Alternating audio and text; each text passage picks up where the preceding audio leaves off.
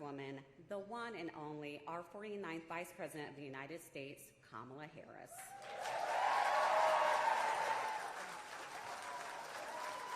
Just a moment. I'm glad y'all are excited a little bit more.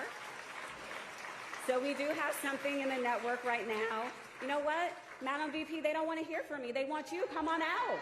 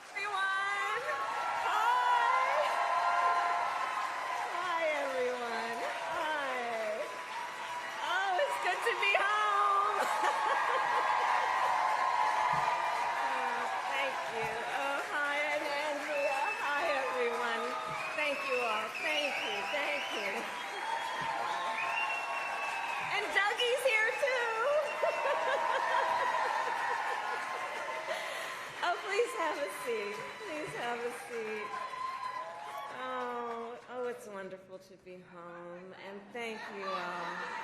Thank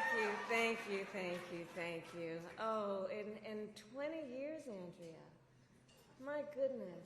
I mean, your babies are grown. Good evening, everyone. Thank you for supporting Emerge.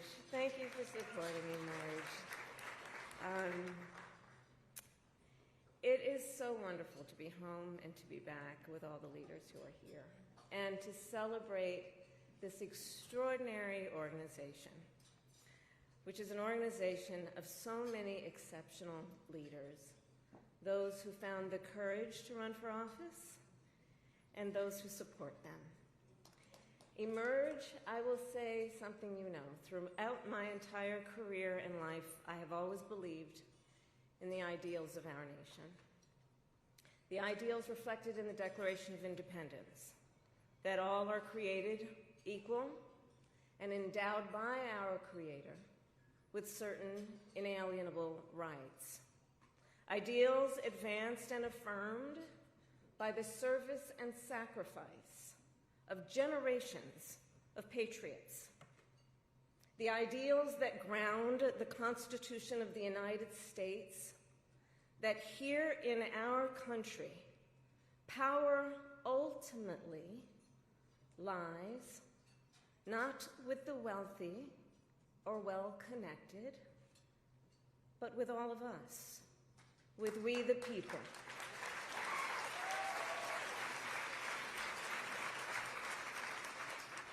Now, of course, I recognize that America has never fully lived up to these ideals, that for all the gains we've made, the American dream has for decades been slipping further out of reach for so many, and that the American people deserve leaders who make their lives better and make our country stronger. But sadly, we have seen quite the opposite over these past few months. Now, I know tonight's event happens to coincide with the 100 days after the inauguration, and I'll leave it to others to give a full accounting of what has happened so far. But I will say this. Instead of an administration working to advance America's highest ideals, we are witnessing the wholesale abandonment of those ideals.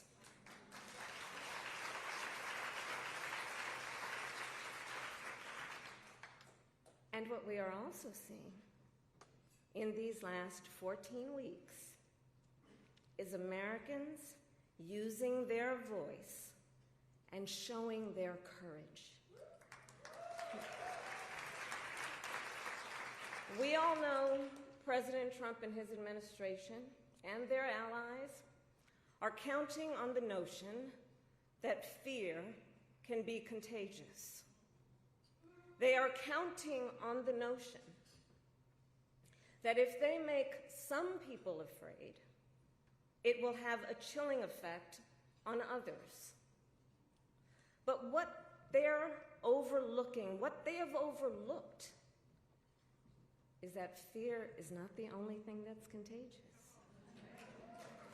Courage is contagious.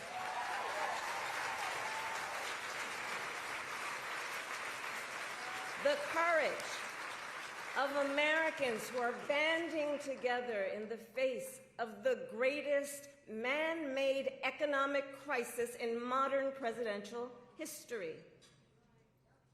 Americans across the political spectrum who are declaring that the president's reckless tariffs hurt workers and families by raising the cost of everyday essentials, devastate the retirement accounts that people spent a lifetime paying into, and paralyze American businesses, large and small, forcing them to lay off people, to stop hiring or pause investment decisions. The courage of Americans we are seeing who are rallying at Social Security offices to protect their hard-earned benefits. Of Americans who are speaking out to say, it is not okay to violate court orders. Not okay. Saying it is not okay to detain and disappear American citizens or anyone without due process.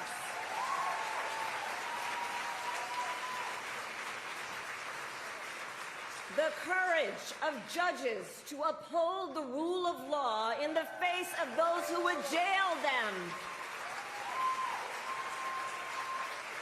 Of universities that are defying unconstitutional demands that threaten the pursuit of truth and academic independence.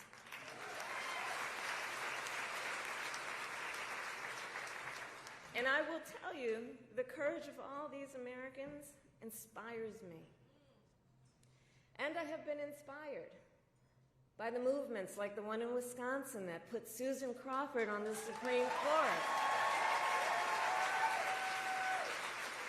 By the State of the People Power Tour that is aiming to ignite a grassroots movement to lift up voices and advance freedom and justice. And by leaders across the spectrum, including congressional leaders like Cory Booker, Chris Van Hollen, Chris Murphy, Jasmine Crockett, Maxwell Frost, AOC, and Bernie Sanders. All who, in different ways, have been speaking with moral clarity about this moment. So here's one of the other things I wanted to talk about tonight and to highlight. So look, some people are describing what's been happening in recent months as absolute chaos. And of course I understand why. And it's certainly true of those tariffs.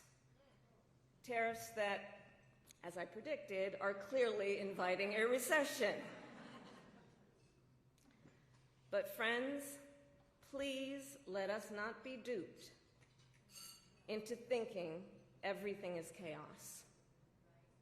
I know it may feel that way, but understand what we are in fact witnessing is a high-velocity event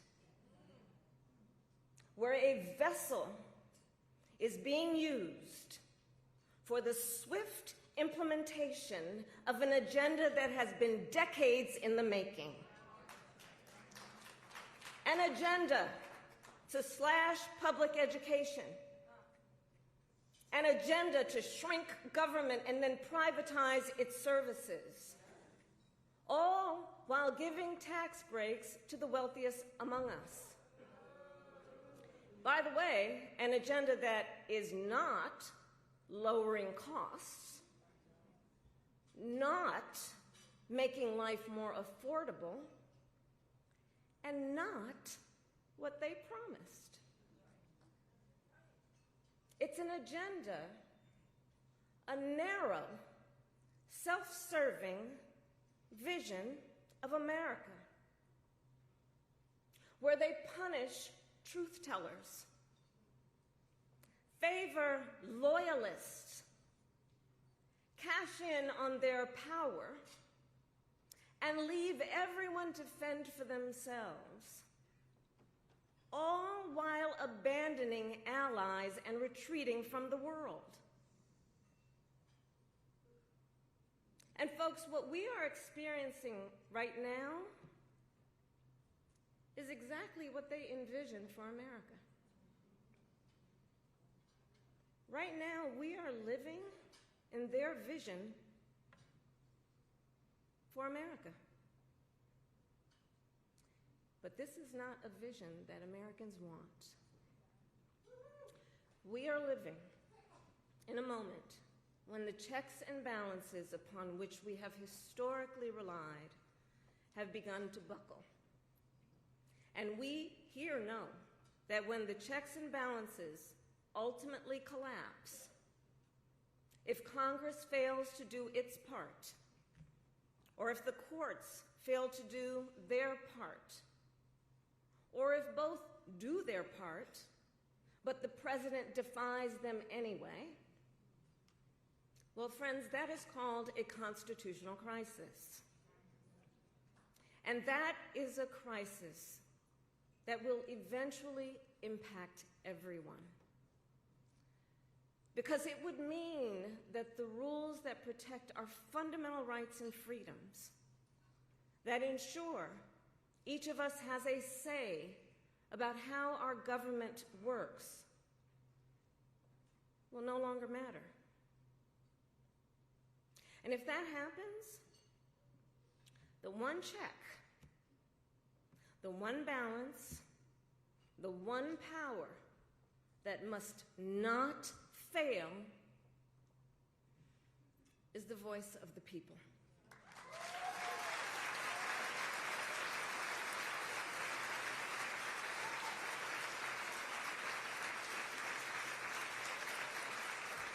And look, right now I know a lot of folks are wondering what's going to guide us through this moment. How are we all going to figure out how to chart the course? But that's not a reason to throw up our hands. In fact, please allow me, friends, to digress for a moment. Okay. It's kind of dark in here, but I'm asking for a show of hands. Who saw that video from a couple of weeks ago, the one of the elephants at the San Diego Zoo during the earthquake? Google it if you've not seen it. So that scene has been on my mind. Everybody's asking me, what you've been thinking about these days? Well, so in the video, for those who haven't seen it, here those elephants were. And as soon as they felt the earth shaking beneath their feet, they got in a circle and stood next to each other to protect the most vulnerable. Think about it. What a powerful metaphor.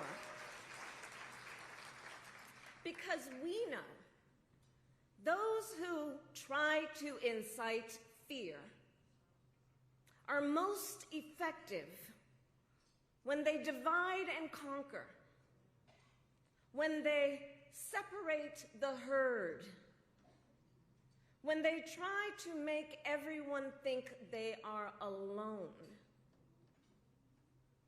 But in the face of crisis, the lesson is don't scatter. The instinct has to be to immediately find and connect with each other, and to know that the circle will be strong.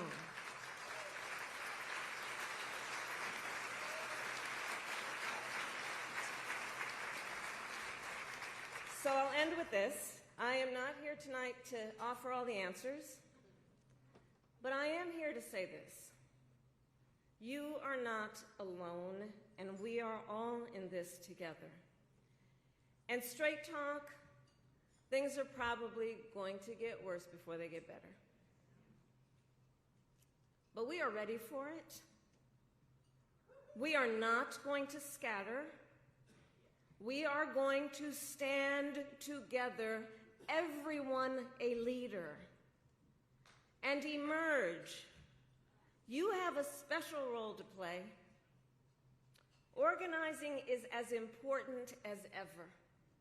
Mobilizing is as important as ever. Running for office is as important as ever. So please, everyone here, please keep doing what you are doing. And to everyone, let's lock it in. Lock it in. Gear up for the hard work ahead. And please, always remember, this country is ours. It doesn't belong to whoever is in the White House. It belongs to you. It belongs to us. It belongs to we, the people. Thank you. God bless you, and God bless America. Thank you all.